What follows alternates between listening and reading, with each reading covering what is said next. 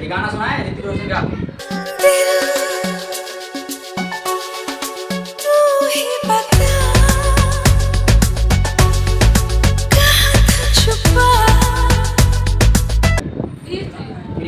इसका मतलब क्या है?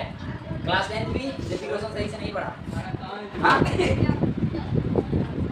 तो उसको पता बता देना है। पता कैसे बताना है वो तुमको भी बता, ठीक है? हाँ तुम्हारे पड़ोसी है ना, तो परसों ही तो तुमको देखे थे उनके साथ ऋतिक रोशन। चल देखिए यहाँ तलाक दे चुकी है ये देखिए।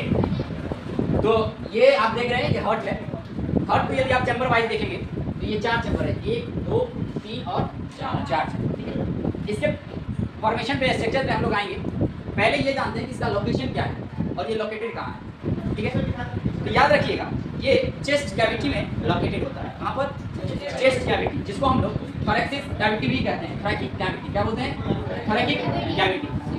दोनों साइड लंग्स होता है, ठीक है? क्योंकि आप रेस्पिरेशन पढ़ के आ रहे हैं तो आपको लंग्स दिख रहा है, ठीक है? ब्रोंचियोल्स बढ़ रहा है जिसमें लंग्स है, ठीक है? अब लंग्स के बीच में कौन एम्बेडेड है? हार्ट। हार्ट कहाँ एम्बेडेड है? Between lungs. ये चेस्ट के मिडिल पर प्रेजेंट है और चेस्ट के मिडिल पर जो एरिया है, ठीक है, उस एरिया को हम लोग कहते हैं मीडियास्टिनम। क्या बोलते हैं? मीडियास्टिनम। इस वजह से आपसे कोई अगर पूछे कि हार्ट इस एरिया पर प्लेस किया गया है चेस्ट के अंदर, तो चेस्ट के अंदर जो स्पेस बचा हुआ है उस स्पेस को हम लोग मीडियास्टिनियम कह रहे हैं। और उस स्टिनम पर, मीडियास्टिनम पर कौन सा रखा हुआ है? हार्ट रखा हुआ है। तो हार्ट का लोकेशन आपको पता चल रहा है। सबसे पहले आपको क्या बताना है? ये थोरैकिक कैविटी में होता है या चेस्ट कैविटी में होता है? बिटवीन लंग्स होता है, ठीक है? लंग्स के बीच में चेस्ट के मिडिल पर जो एरिया खाली बचा हुआ है उस एरिया को हम लोग मीडियास्टिनम कहते हैं। उस स्टिनम पर, मीडियास्टिनम पर ये लंग्स रखा हुआ है। इसका जो 2/3 पार्ट है, 2/3 पार्ट जो है वो लेफ्ट साइड झुका हुआ है, ठीक है? और 1/3 जो है वो राइट साइड झुका हुआ है, ठीक है? ये एस्ट्रनम के पीछे रखा हुआ है। किसके पीछे? एस्ट्रनम। यदि याद हो लंग्स को मैं पढ़ा रहा था तो उस समय जब रिंग्स ऑफ कार्टिलेज से नीचे आए तो हमने रिब केज पढ़ा। रिब केज का मिडिल बोन जो था वो क्या था? एस्ट्रनम था।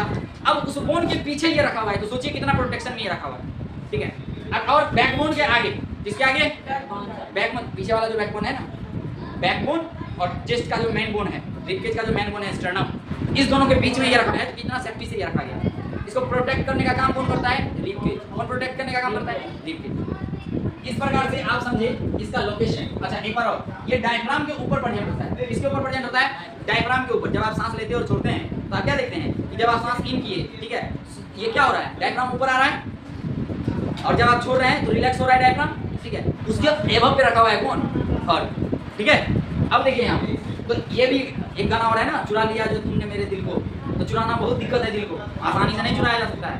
चक्कू तक्कू भोगने भी कोशिश भी करेगा ना, एक बार चक्कू मुड़ेगा सीधे घुस नहीं जाएगा। तो इतना आसानी नहीं है कि इसको निकाल लेना, ठीक है? तो अब देख यहाँ से इसके पार्ट को थोड़ा समझ लेते हैं। अभी मैंने आपको बताया ये पूरा हार्ट है। हार्ट को डिवाइड करने वाला ये सेप्टम है। क्या है? सेप्टम है। ऐसे समझिए जो हार्ट के दोनों साइड को, लेफ्ट और राइट को सेपरेट करने का काम करता है उसको सेप्टम कहते हैं। उसको क्या बोलते हैं? सेप्टम बोलते हैं। तो ये हो गया राइट पार्ट और ये हो गया लेफ्ट पार्ट। अब बीच में आता है वाल्व। कौन आता है? वाल्व। अब ये वाल्व जो है इसको अपर और लोअर में कन्वर्ट करता है। ये वाल्व आया तब तो अपर और लोअर हो गया, इधर वाल्व आया तब तो अपर और लोअर हो गया। कोई दिक्कत है समझने में? अच्छा, तो इस वजह से जो दो पोर्शन बना, तो अब इसको राइट अपर या लोअर नहीं कहेंगे, अब इसको हम लोग कहेंगे एट्रियम और वेंट्रिकल। तो ऊपर वाला जो चैम्बर आप देख रहे हैं ये चैम्बर एट्रियम है। क्या है?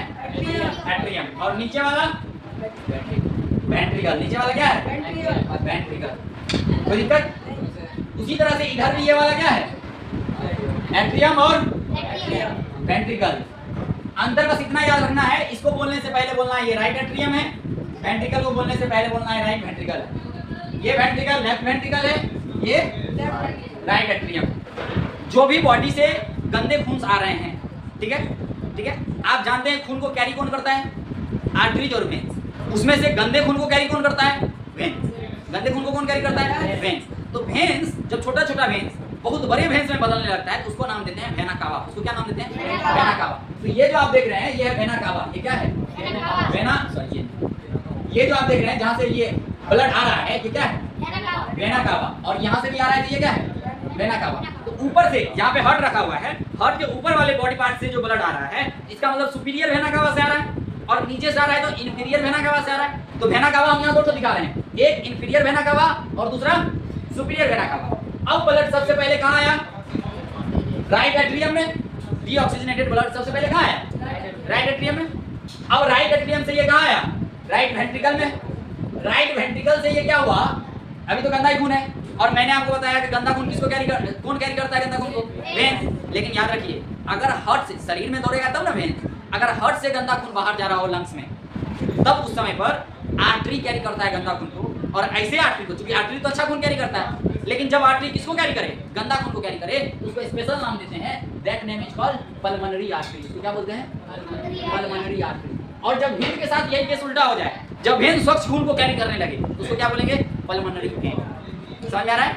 जब उल्टा हो जाएगा तो उसके आगे पल्मोनरी लगा। कोई दिक्कत है क्या? तो देखिए, अभी जो यहाँ से ब्लड निकला, ये किससे निकला? पल्मोनरी आर्टरी से गया, और ये जाकर कहाँ गया? लंग्स में। कहाँ गया? लंग्स में।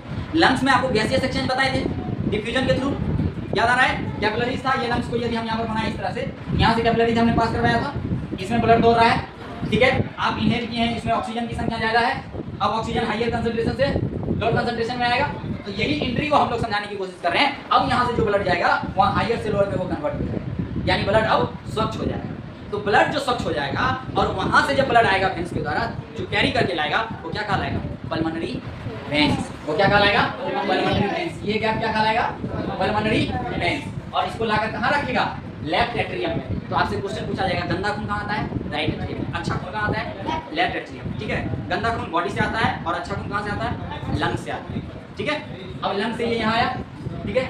यहाँ से फिर यहाँ आ गया, ठीक है? अब यहाँ से जो पूरे बॉडी में दौड़ेगा, पूरे बॉडी में, तब यहाँ से आर्टरी का रोल स्टार्ट होगा लेफ्ट वेंट्रिकल से। यानी यहाँ से जो निकलेगा, सबसे बड़ा पाइप निकलेगा, छोटा छोटा वेन जुड़ा तो क्या बना? आउटा। अब बड़ा, जब छोटा छोटा वो आर्टरी जुड़ेगा, तब बड़ा स्ट्रक्चर बनेगा, तो वो क्या बनेगा? आउटा। क्या बनेगा? आउटा। इसलिए आप लिखेंगे यहाँ से जो ये निकलता है, ये किससे निकलता है? आउटा से निकलता है। बड़ा सा आउटा से निकलेगा, पूरे बॉडी के लिए। दिक्कत?